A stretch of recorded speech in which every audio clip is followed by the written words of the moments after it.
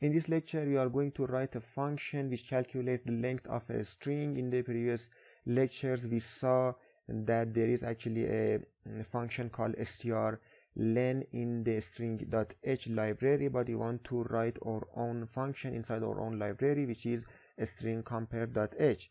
So after the definition of mgh compare function, which compares to a string, we want to create another function. Let me name it just mgh length, and I want my function to get an argument of a pointer, which would be the string that the this pointer is pointing to, that you want to calculate the length of.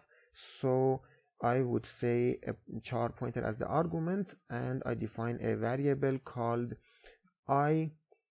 Well, the function would be a lot like the mgh compare which you saw in the previous lecture. I create an infinite while loop, and since we said because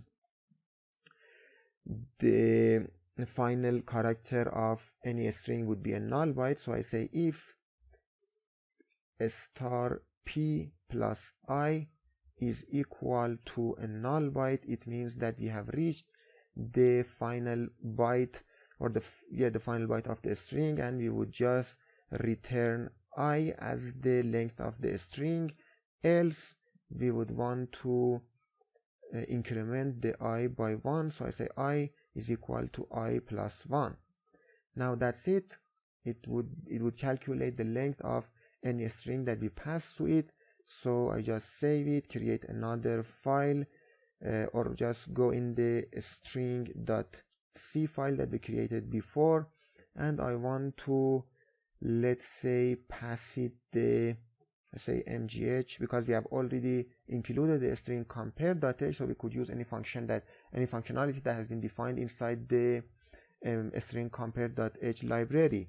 So I say mgh length, which is the name of our function, and I pass it a value, let's say a string, and because it just returns something, so I also want to print the value as a decimal.